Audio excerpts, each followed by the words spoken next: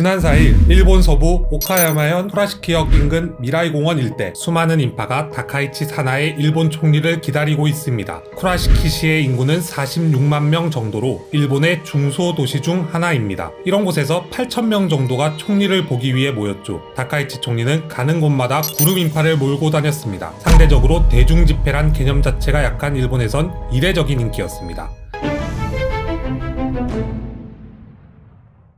다카이치 총리는 이 같은 인기를 바탕으로 지난 8일 일본 중의원 선거에서 역사상 유례없는 압승을 거뒀습니다. 차지한 의석수가 465석 중 무려 316석. 선거구 289곳 중 86%인 249곳에서 승리했습니다. 다카이치 총리의 인기를 뒷받침하는 세대는 10대와 20대입니다. 출구조사에 따르면 비례대표 정당 투표에서 자민당에 투표한 10대와 20대 비중은 2024년 20%에서 2배 가까운 38%까지 증가했습니다. 마찬가지로 30대 비중도 20%에서 35%로 급등했습니다. 아사히 신문 여론조사에서도 다카이치 총리를 가장 열정적으로 지지하는 계층은 18세에서 29세가 80%로 1위, 30대가 77%로 뒤를 이었습니다. 젊은 계층이 다카이치 총리를 지지하는 이유를 두고는 복합적인 분석이 많습니다. 우선 세습 문화가 강한 일본 정계에서 평범한 회사원 아버지와 경찰관 어머니를 둔 자수성가형 정치인이라는 배경이 꼽힙니다. 또 젊은 층과 소통을 위한 소셜미디어 활용 능력도 뛰어나죠. 일본인들이 많이 사용하는 SNS인 X에서 다카이치 총리의 팔로워 수는 269만 명에 달합니다. 반면 제1야당 중도개혁연합의 노다 요시히코 공동대표의 팔로워 수는 7만 명에 불과합니다. 유세 현장에서 젊은 층이 즐겨보는 애니메이션 대사 등을 활용하는 경우도 있습니다. 本日は進撃の巨人の有名なセリフを借りて私のスピーチの結びといたします。Just shut your mouth and invest everything in me. 이재명 대통령과 드럼을 치고 조르자 멜로니 이탈리아 총리에게 생일 축하 노래를 불러주는 모습도 고루한 이미지의 일본 정계에선 신선하게 다가온다는 평가입니다. 반면 제1야당 입헌민주당은 기존 자민당과 1999년부터 2025년까지 26년간 연정을 이루어온 공명당과 합당하며 정치공학으로 대응했습니다. 선거를 앞두고 새는 불렸지만 사실 수십 년간 여야로 갈라졌던 두 집단이었습니다. 이 앞 집산에 공감하는 국민들은 적었습니다.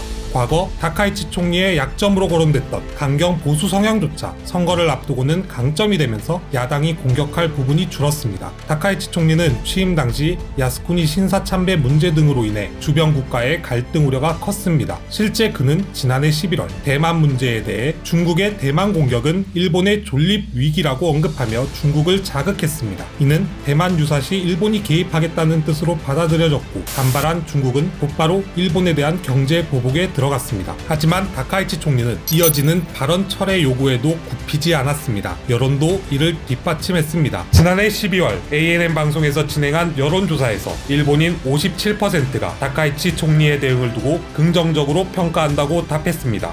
이제 대승을 거둔 다카이치 총리가 과연 정치적 스승인 아베 신조 전 총리도 못 해냈던 전쟁 가능한 일본을 만들어낼 수 있을지 관심사가 쏠리고 있습니다. 일본 헌법 구조는 전쟁의 포기를 규정하고 있습니다. 흔히 말하는 평화헌법이죠. 일본이 전쟁 가능한 국가가 되기 위해선 헌법 개정이 필요하다는 이야기입니다. 하지만 일본에서 헌법 개정의 절차적 문턱은 높은 편입니다. 중의원뿐 아니라 상원에 해당하는 참의원에서도 각각 3분의 2 이상의 찬성을 확보해야 하고 국민투표에서 과반을 얻어야 합니다. 이런 배경 때문에 자민당 내 강경 보수 세력에겐 평화헌법 개정이 오랜 수건이었지만 이뤄내지 못했습니다. 그런데 자민당이 단독으로 개헌선을 도달한 이상 이야기가 달라집니다. 그 의미는 단순한 승리가 아니라 일본 정치 지형을 완전히 뒤흔드는 변곡점이 된다는 평가입니다. 또한 중의원 선거 이후 중국은 재차 다카이치 총리의 대만 관련 발언 철회를 요구하는 등 강경 대응 기조를 선회할 기미를 보이지 않고 있습니다. 다카이치 총리로선 중국 등 위협에 대비한다는 명분으로 방위력 증강, 나아가 헌법 개정에 힘쏟을 배경이 마련된 셈이죠. 하지만 현재 참의원은 구조상 여소야대입니다. 일본 유신회, 국민민주당, 참정당 등 개헌 찬성 세력을 다 끌어들여도 3분의 2가 되긴 어렵습니다. 두 번째로 일본 국민들이 평화헌법 개헌에는 여전히 미온적 태도를 보이고 있다는 점입니다. 지난해 3월에서 4월 요미우리 신문이 개헌 관련 여론조사를 진행한 결과 헌법 개정에 찬성하는 비중은 60%에 달했지만 전쟁과 무력 행사 포기를 담은 구조 1항 개정에 대해선 80%가 반대 입장을 밝혔습니다.